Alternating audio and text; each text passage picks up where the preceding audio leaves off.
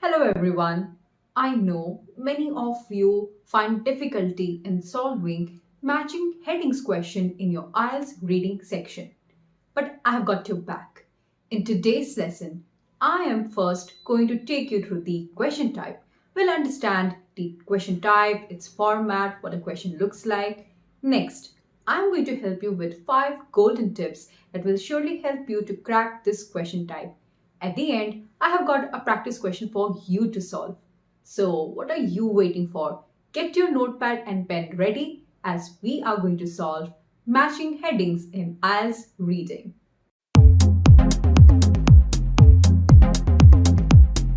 If you find our videos useful, don't forget to like and share our videos and subscribe to our channel so that you don't miss out on the important exam updates and lessons we have for you to nail your IELTS test. This is your IELTS expert Sakshi. Let's dive in. So first, let's have a look at the question type matching headings. We will analyze the instructions and see how the questions and the passages look like.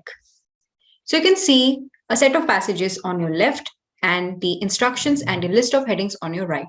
Let's have a closer look at the instructions. The instruction says, read the following passage and choose the correct heading for each section from the list of headings that you can see below. And ensure that you write the correct number. Now pay attention here. The Roman numeral 1 to 6. Don't end up writing normal numbers, A, B, C, D, or the entire title. So you can see that the number of headings are 6 in total, right? And the passages are 3. So you will always see that the number of headings are always more than the number of your passages. Now in this question, what you have to do is you have to understand the passage and choose the correct heading or the title of that particular passage from the list of headings given here. Now let me help you with 5 important tips that will surely help you to get the correct answer. So my tip number 1 is do these questions at the end. Now paragraph headings questions are usually very difficult and take a lot of time because you have to read the entire passage. So some students might find it convenient to solve the easier questions first and then devote more time for this particular question. My next tip is start with the shortest paragraphs. That's right. So this is a time management tip. If you read the shortest paragraph first and get the matching heading, then you will have more time to navigate the other paragraphs. So of course, solving a short paragraph will take less time. My next tip is do the skimming and look for similar words. Now, this is a peculiar question type wherein you cannot really read the questions and understand the passage. Here, you will really have to do a quick reading or let's say skim through the entire passage to get the main idea. Then you can see the list of headings. Sometimes you might get similar words, but most of the time you might not get. So it's important to understand the gist of the passage and then see which heading will suit it. To further help you, let's understand the elimination method. Now, once you read the passages, you will see the headings and some of them will definitely not suit the paragraph. They will be very different in terms of context. So you can easily eliminate those so that you have narrow choice of options at the end. My next tip is again on time management. Do not take more than a minute to solve each question. Remember, you have 40 questions to deal with and time management is a must. So let's say that a particular paragraph is really tricky for you. Just skip that and move on to the next one. So let's say you will get the heading for the next question, right? So make sure that you do that and you can come back to the difficult paragraphs and by then you will have lesser number of headings to choose from. That way elimination again works for you. So these are the 5 tips that will surely help you to solve this question type. Now let me show you the practice question for you to solve. So as I had stated earlier, you have 3 passages on your left and 6 headings on the right. So let me just demonstrate you how I would proceed with this passage. So let's say my paragraph is C, that's like, the shortest one.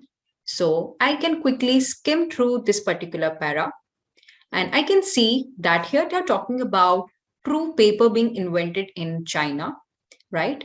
And this is, a departure from something called papyrus. which these passages are all about. So they are saying at the end that adoption of this paper by Western culture soon rendered papyrus obsolete, right? So we need to figure out what this exactly means. And then you can see the headings. You can eliminate some of the headings which definitely do not make sense. So let's say suggestions for future possibilities for papyrus. This definitely doesn't fit here. So that way I can eliminate some of the headings if you do not get the heading right away. So now I'm going to leave the ball in your court. I'll give you some time to solve these questions. Remember, I have set the timer on so that we can follow time restriction. Now, all the best.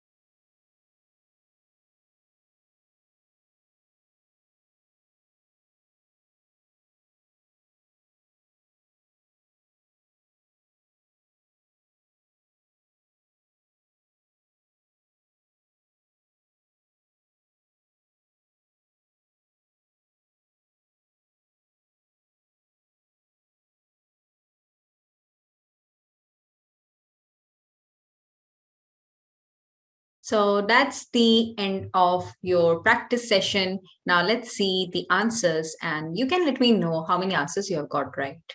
So for paragraph A, the answer is 2, the process of papyrus production. So if you read this entire passage, you can see how they have described the method of the production in the stages. So there's a sequence which is being followed here, right? So that is the main idea of this paragraph, and hence this is the heading.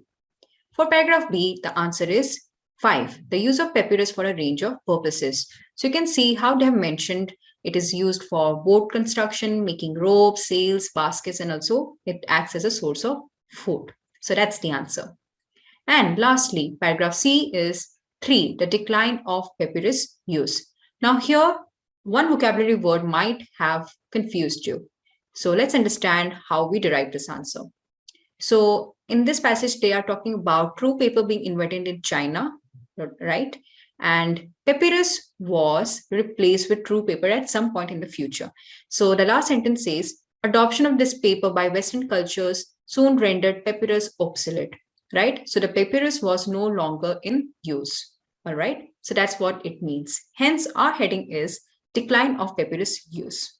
So those are the answers of your matching headings practice question. How many did you get right? Let me know in the comment section. So that's how you solve the matching headings questions in the IELTS reading section. And kudos if you have found all the answers correct.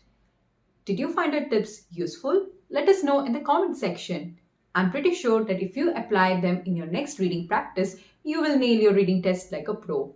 If you find our videos useful, don't forget to like and share our videos and subscribe to our channel so that you don't miss out on the important exam updates and lessons we have for you to crack your IELTS test.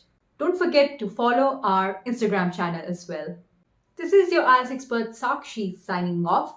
I'll see you very soon with another lesson. Till then, take care and bye-bye.